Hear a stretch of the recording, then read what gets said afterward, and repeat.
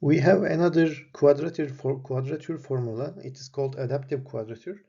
If you remember, in Romberg integration and Simpson's 1-3 rule, we use equal space points, but there can be functions with high variation at certain regions. So there can be unequal space points.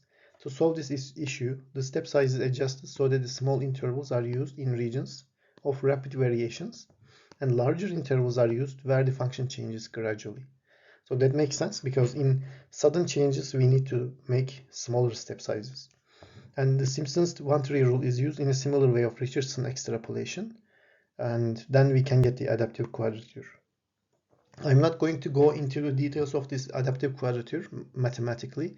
You are not responsible for your exams, but it's better to know the basic idea because the MATLAB built-in function integral is using this adaptive quadrature. If we have different unequal space points, it's using that. Let's say we have a function and we want to find the integral in between a and b. Then if you write integral in MATLAB, it's actually using this adaptive quadrature. For example, let's say we have such a function like this here with x 0 to 1. When you write this in long format, the integral, the function is this. Actually in MATLAB there's a built-in function humps for representing this. You can just write it here and between 0 and 1.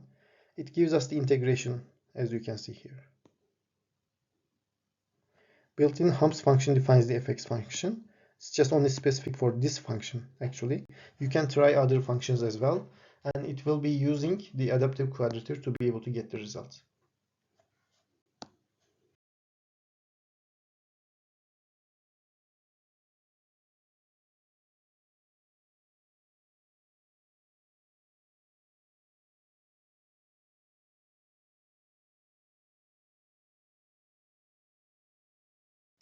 There is also other numerical integration methods. For example, in chapter 21.5, there is improper integrals in your book. And also in chapter 21.6, there is Monte Carlo integration in your book. The improper integrals are actually integral limits. The integral limits are not finite. So the limits a and b can be minus infinity and positive infinity. In this scenario, we have to apply change of variables as we applied in the Gauss quadrature chapter. And we need to have finite limits by change of variables. Then apply one of the following methods. Newton-Cotes formulations, trapezoidal rule, Simpson's rule, doesn't matter. Multiple segment trapezoidal and midpoint rule you can use. And it's this formulation. And extended midpoint rule. There is such a rule, midpoint, and this is the formulation of it. You are not responsible from these as well. But it's just, for your general knowledge, you should know that there are such formulas. Maybe in advanced implementation for improper integrals with infinite boundaries, for instance, you may need these and go back to your book and read the relevant chapter, then get the idea and use it. So also there is Monte Carlo integration. It actually employs a random number to evaluate definite integrals. And the idea is that the integral is the equivalent to field divided by total samples. So basically we randomly create samples on the function. Then if they are under the function, filling the area under the function, then we are getting the number of them and divide the total number and times area of range. The range is integration range. And more samples gives better integral estimate. You can see an example for our famous function here, fifth order function. Generate 100 samples. For instance, you can use the Monte Carlo generation with normal distribution or uniform distribution that we showed in the statistical section in the very previous actually chapters. You can use the same idea. Generate some samples. You can see here some samples. Blue ones are filling the integral area.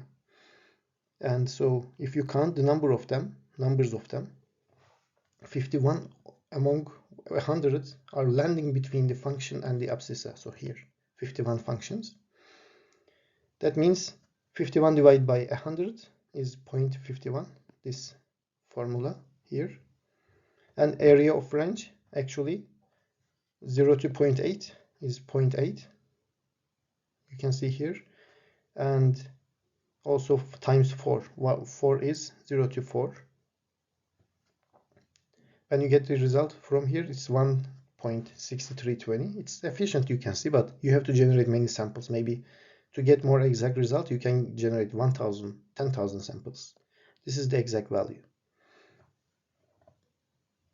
So these are two additional integration methods that you can use, but you are not responsible from these in your exams for this course, but in general, as an engineer, you may need to use these in the future. That's why you can go back to your book to have further information about these.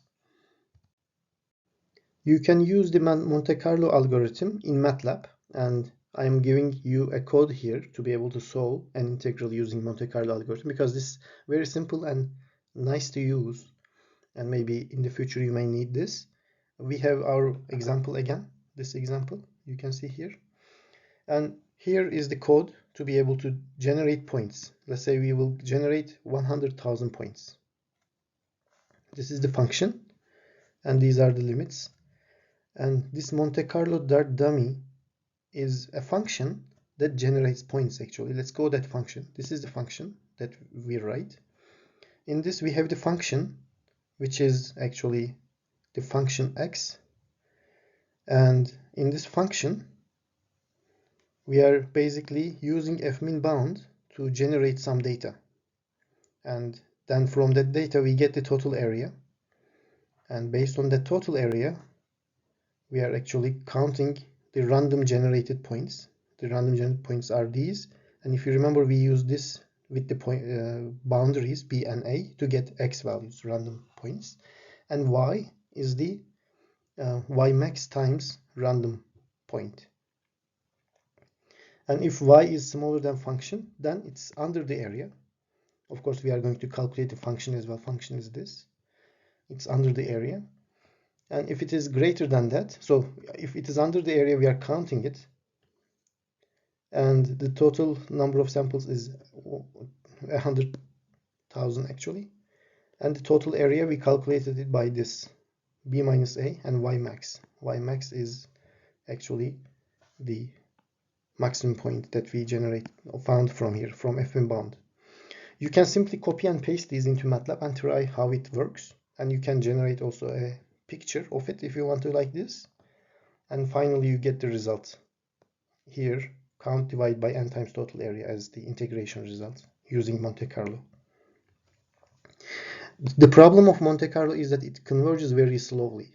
You need so many data points, and in general the convergence rate is proportional to 1 divided by root square n, so it's very slow.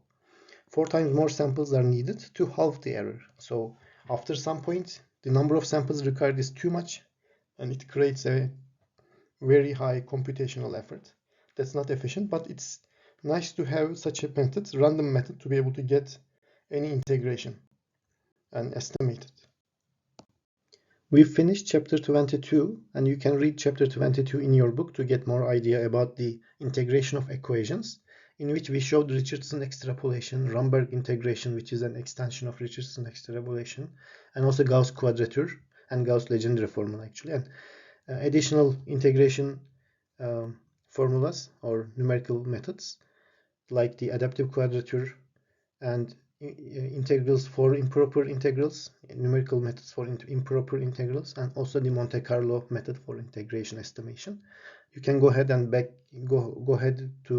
to your book and get some more information about these as well. Thank you very much for listening. See you in other classes.